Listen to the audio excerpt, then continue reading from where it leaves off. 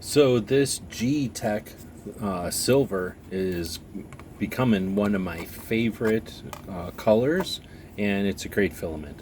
So as you can see, it does a great job with detail on little jobs like this one.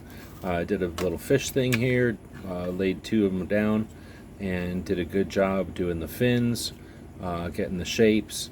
Layers are good. And here in Tucson, I'm running this, somewhere around 240 with about a 55 degree bed.